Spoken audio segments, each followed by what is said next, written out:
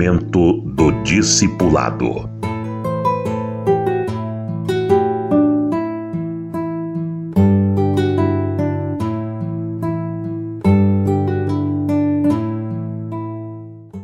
Eu quero falar sobre a formação do discípulo e a liderança ou pastoreio. Eu quero trazer alguns conceitos que são importantes. O que é discipulado? É ensinar uma pessoa como ser cristão. Ensinar uma pessoa como ser uma cristã, uma pessoa cristã. Nós vamos ensinar. Temos que começar pelo plano de salvação, as 4 leis espirituais, a certeza de salvação, a certeza de que a pessoa está crendo na graça, dependente do sangue de Jesus e decidida a obedecer Jesus como Senhor. E aqui já pega um monte, talvez metade dos crentes, porque nas igrejas onde eles foram criados, onde eles estão frequentando, são membrados, eles aprendem a aceitar Jesus como Salvador. Mas a Bíblia diz que ele precisa ser Senhor para que tenha a salvação. Aceitar Jesus como Salvador apenas, até o diabo aceita, porque ele sabe que Jesus é Salvador. Isso não garante salvação. A pessoa quer ser esperto. Do Senhor ele quer só a salvação, mas não quer obedecer. Não, é uma via de mão dupla, é um compromisso. Com Deus é sempre aliança. Aliança é uma via de mão dupla. Existem compromissos para ambos os lados. De parte de Deus, ele vai garantir a salvação, garantir aqui o apoio na nossa vida através do Espírito Santo, mas de nossa parte nós vamos decidir obedecer em tudo. O cristão que não decide obedecer em tudo, para mim não vai ter salvação. Ele pode ter aceitado Jesus como seu único suficiente Salvador. O diabo também aceita. Isso não garante nada. Mas se ele não obedecer e praticar a santificação, se não obedecer e praticar a santificação, não será salvo. A Bíblia é clara nisso. Jesus é Senhor ou não é nada. Querer Jesus só como salvadorzinho pessoal é esperteza religiosa e Deus não assina. E quem está nesse caminho, acorde enquanto é tempo.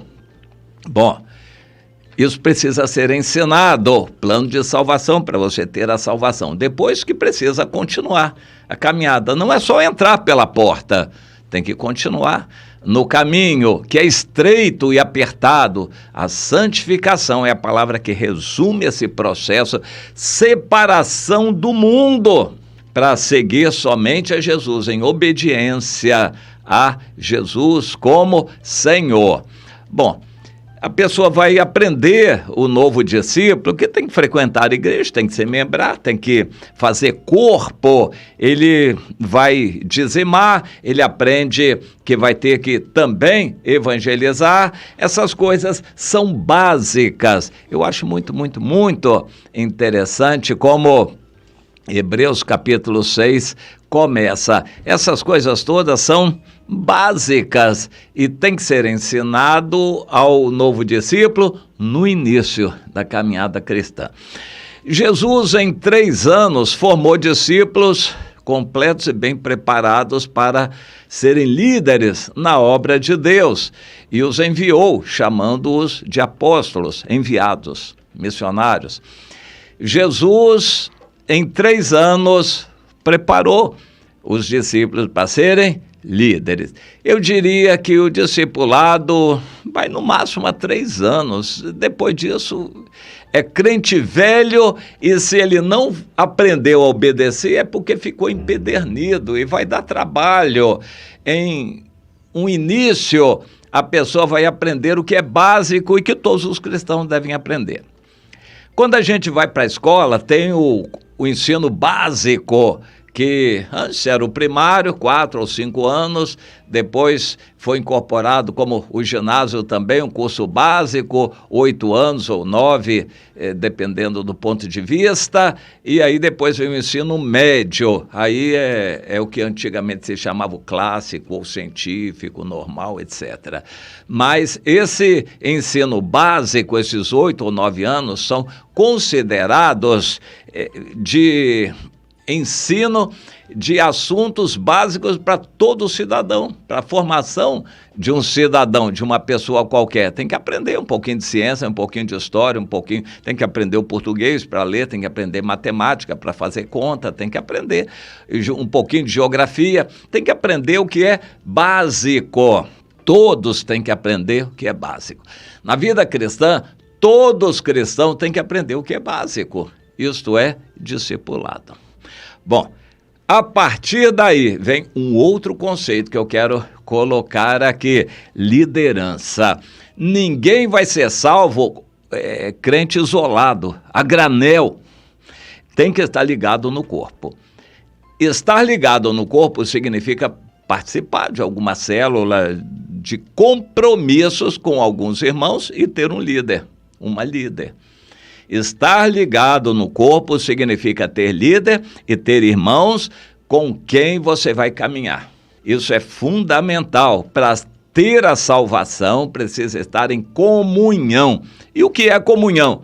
É você ter um líder e ter irmãos com quem você vai caminhar conjuntamente.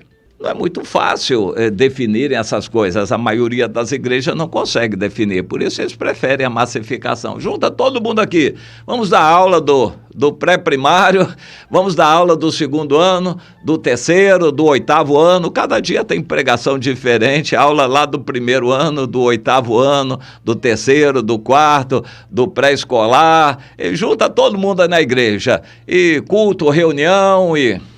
Você já reparou que a maioria das igrejas é assim? Aquele monte de reunião, todo mundo junto ali. Criança, jovem, velho, adulto, quem não é crente, todo mundo junto ali. Vamos fazer reunião e reunião e reunião. Não, a gente precisa estar junto com aqueles que estão caminhando conosco, aprendendo e obedecendo. Numa célula, que é a verdadeira igreja, um grupo pequeno, em que as pessoas se conhecem, um ajuda o outro a obedecer, exorta, ora, apoia, os irmãos podem abrir o coração e confessar seus pecados. Sem isso, a pessoa não é um cristão. Só assistindo reunião de igreja grande não se é cristão. Precisa participar, ser, não é só assistir, é ser cristão, ser corpo com outros irmãos. Então tem que ter irmãos que você conheça muito bem e ter líder que conheça você bem e a quem você obedeça, isso para ser parte do corpo. Bom, alguns líderes são chamados por Deus para serem e dotados por Deus para serem coordenadores, pastores gerais. Mas o pastor não é o único líder. Cada líder precisa pastorear as pessoas que Deus lhe entregou. E então, esse agrupamento de pessoas em células, isso é chamado na Bíblia de edificação. Edificar é colocar cada tijolo, cada pedra, cada parte da construção no seu lugar. E os construtores aprendem a edificar uma casa, um edifício, colocando cada coisa no seu lugar. Edificação da igreja é trabalho da liderança, claro que é de todos também, mas para colocar cada pessoa no seu lugar, cada pessoa no seu grupo. E isso não é um ato de força, de determinação. O pastor diz, você vai ser daquela célula, vamos acabar com essa célula, vamos fazer outra, você vai para aqui, aquele vai para lá. Não é assim. O Espírito Santo tem que dirigir essas coisas e tem que haver acordo, tem que haver até unanimidade, tem que haver compromisso, tem que haver amor, tem que haver proveito, frutos, porque é possível um grupo se reunir 10, 20 anos e nunca ver fruto nenhum.